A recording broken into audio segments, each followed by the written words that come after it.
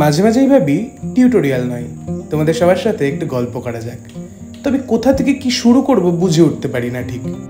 তবে আজ ভাবলাম চেষ্টা করে দেখতে ক্ষতি কি। চলো তোমাদের সাথে আজকে শেয়ার করবো আমার এই মেকআপ ফিল্ডে আসার গল্পটা। এই বেশ কিছু বছর আগেও কিন্তু আমি ভাবিনি যে আমি এই ফিল্ডে আসবো বা আমি এই ফিল্ডে এসে কাজ করব। আমি একবারও ভাবিনি। মেকআপটা শুধুমাত্র আমার প্যাশনই ছিল। তারপর জানি না কিভাবে এই প্যাশনটাই আমার প্রফেশন হয়ে গেল।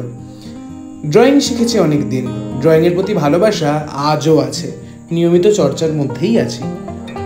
তবে মেকআপটাও কিভাবে ড্রয়িংয়ের হাত ধরেই আমার লাইফে চলে এলো। আস্তে আস্তে মেকআপের প্রতি ভালোবাসা জন্মালো। মেকআপটা বাড়িতেই নিজে নিজে প্র্যাকটিস করতাম, করতে করতে করতে করতে এটার প্রতি এত ভালোবাসা জন্মে গেল যে এটাকে আর ছেড়ে বেরোতে পারতাম না, আর চাইও না কোনোদিন বেরোতে। কারণ এটা আমার খুব পছন্দের জায়গা, খুব, মানে আমি জাস্ট বলে এক্সপ্লেন করে বোঝাতে পারবো না। আর আমি জানি না, আমার মন খারাপ থাকুক, খুব খারাপ অবস্থায় আমি থাকি, আমি মানে যে রকম অবস্থায় থাকি না কেন, আমি যদি মেকআপ নিয়ে বসি আমার মন মানে জাস্ট ম্যাজিকের মতন ভালো হয়ে যায়। অ্যাকচুয়ালি এটাই হয়তো হয় যে জিনিসটাকে তুমি ভালোবাসো সেই জিনিসটার ক্ষেত্রে। সো ভিডিওটা এটুকুই রাখছি, সবাই খুব ভালো থেকো। Thanks for watching.